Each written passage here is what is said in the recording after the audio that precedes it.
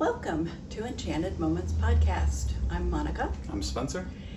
And before we get started, I would like to encourage everyone to put some white light around the planet. Visualize the earth from afar, put white light around it, rose-colored light around it, and meditate a little bit on healing the earth. We are in need of peace.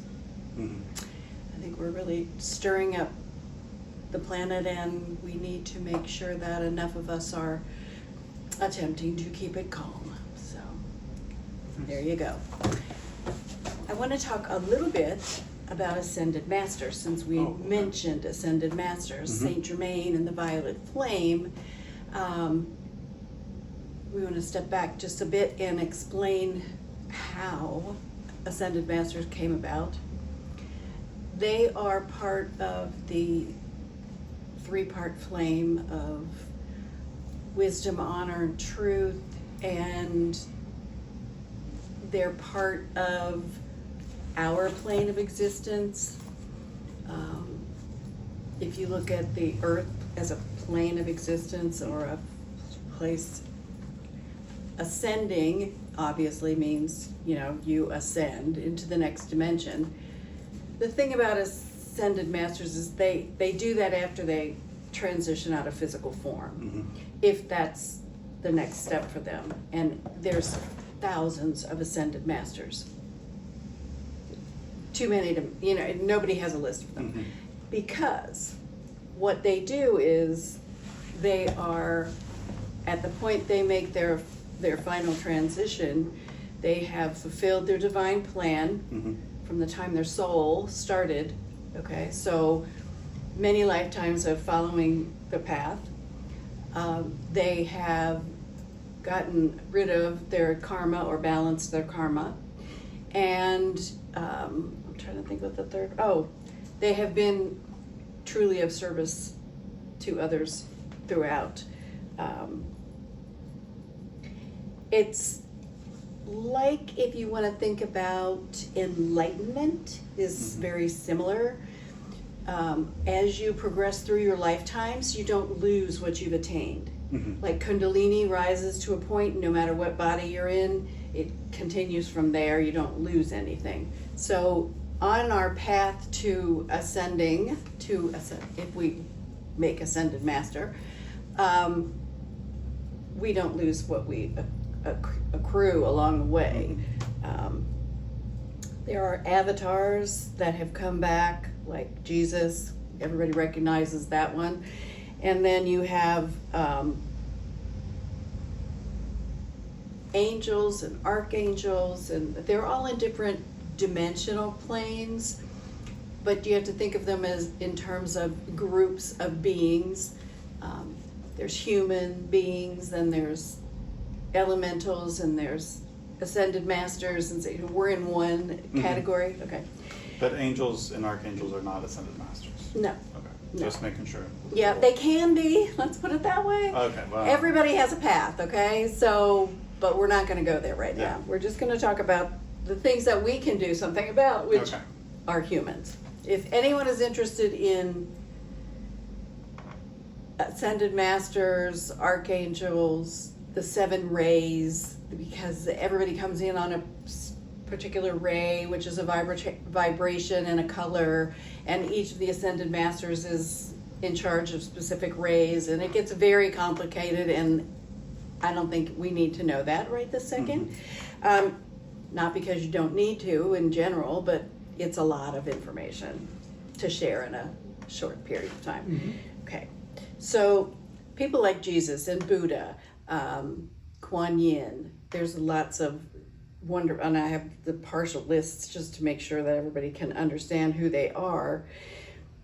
But they come down and they're supposed to create a model for us to follow.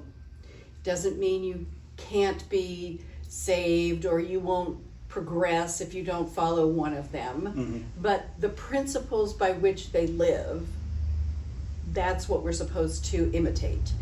So it isn't about having a savior. It's about having someone exhibit special principles of living in divine order that we can then look at and say, wow, okay, I'm going to be that way. Okay. It's not about follow this list of rules and you make it. You know, it's I don't know how to explain that other than anyone who is living in divine order is an excellent example for the rest of us to try to get in line, right? It isn't about following a particular set of rules or beliefs. You can blend all your beliefs together in a big soup. It doesn't matter. It's how you live. So it doesn't matter if you go to synagogue or church or temple or mosque. It isn't about that. It's about actually living the way that these people have exhibited in their lifetime. So it's, yeah. So think of it in terms of us doing the best you can every lifetime. If you're being of service to others and you're living your truth and you're following the correct beliefs as far as your behaviors and how you approach life in general, then at some point you're going to end up being, you could end up being an ascended master. You don't have to. It doesn't matter really. You have to be able to balance out all the energies of the 7 rays to be part of that group as well. And each ray has a specific vibration.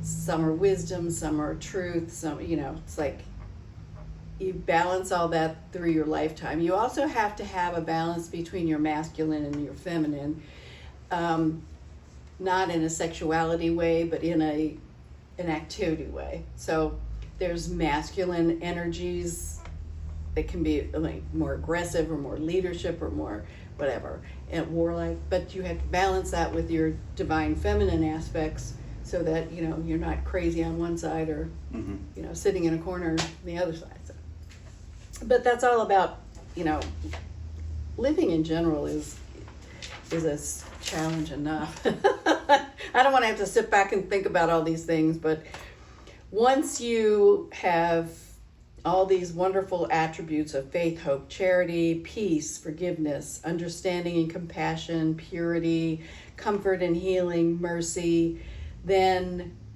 you're on your way, right? That's a big order.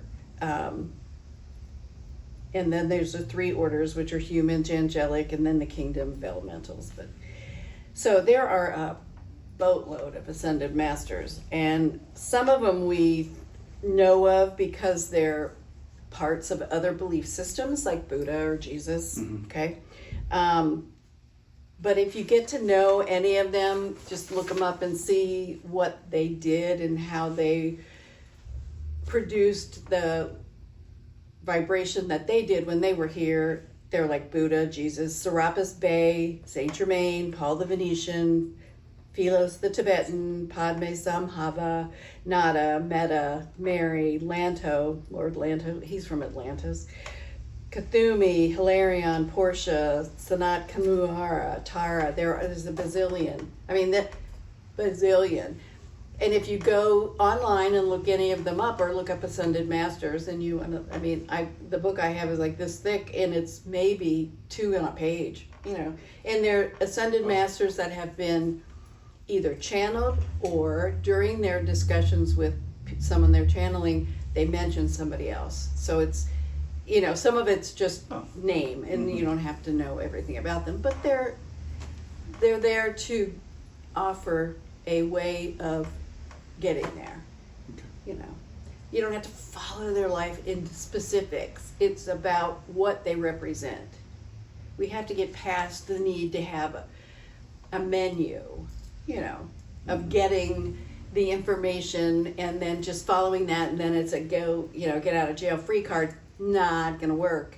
You know, you have to have it. You have to feel it. It has to belong to you. You don't go out and feed the hungry and resent it the whole time. That doesn't count. You know, you have to do it because you want to do it and feel it's the right thing to do, and then go do it. It's, you know, it's not about getting credit, but think of it in terms of getting credit. You're not going to get credit just for showing up in class. You know, you have to participate, and you have to really feel those compassionate feelings and the love unconditional for other people, and that's what makes all that come true. I hope she sends. She's just too funny. But the Ascended Masters are sort of what I think of as supercharged spirit guides. They have more to share based on their level of spiritual development than a spirit guide would have. So if you think you need a specific attribute that was focused on during this particular Ascended Master's lifetimes, then ask them for help. Just like you would ask angels for help or spirit guides for help. They have the ability to probably get us there a little bit quicker, because we don't have to have a spirit guide who just keeps putting us in situations so we develop, right? We can have somebody who goes, this is how you do it. You know, work with me, you can get it done faster. So it's a higher level of spiritual work, that's all. And I think people, if you're not used to dealing with Ascended Masters, or you've never dealt with Ascended Masters, then it's kind of interesting to go look them up. You know, see what they've done, where they lived, some of their incarnations, maybe somebody you knew from history or something. That's always fun. But they each have an etheric retreat. So you can go in your dreams, you can go in your sleep, you can travel astrally, meditate and get to a spiritual retreat, and that way you can work with that Ascended Master one-on-one, whatever you choose to do. But it's just a better way to work. You know, we try to give everybody the right way to go. So think about Ascended Masters in terms of being supercharged spirit guides. They have more high-level information for your soul. So that would be somebody that you might want to meditate with, or try to travel to, set the intention to travel to their spiritual retreat, meet with them, see what's going on. If I want to do these things, how do I pick who I want to, like which Ascended Master? Well, that's why I said you might want to go look them up and just kind of, and just go, oh, I need to work on that. You know, it's like, see, and it will say which ray they are associated with, and each ray has a high level of attribute that you can work with. But that's what I did. I just went and looked them all up and said, hey, that retreat sounds cool. You know, I think I'll go there. And yeah, the one I ended up with was one made just out of rose quartz. It was very cool. And you just set the intention for what do I most need to work on, maybe, and meditate on that, or put it next to the bed, and hopefully you'll dream what that is that you need to work on, and then you can go find an Ascended Master who really represented that in their lifetime. Yeah. Okay. So Mary is, you know, the mother and compassion. Kuan Yin, definitely compassion and comforting. And so there's many, many, many out there. And if you go look up Ascended Masters, you're going to see gods and goddesses and archangels, different things. So don't get turned off by that. Just use that as a guidebook to what you want to work on. And just grab whoever sounds good at the time.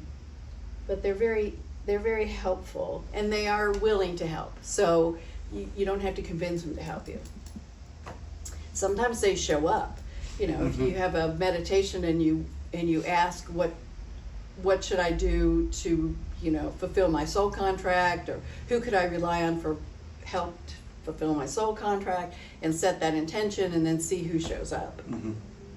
Yeah, you never know. Very cool. Yeah, it is cool. They're very interesting. So that is a good way for you to start anyway. It is complicated and it is complex, and it's high-level esoteric work. If you're called to do it, there's so many resources that are there. And if you need somebody to ask questions, feel free to give us a call. we will point you in the right direction if we don't know for sure.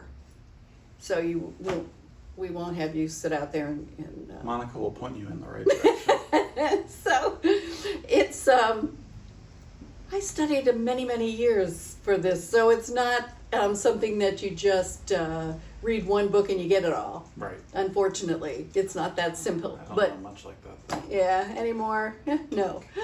But feel free to ask, and I'll try to point you in the right direction, or I will answer your question. So that is Ascended Masters, and hopefully you will meet one and do some interesting work. But we appreciate you. Meditate on healing the earth, and we will see you next time.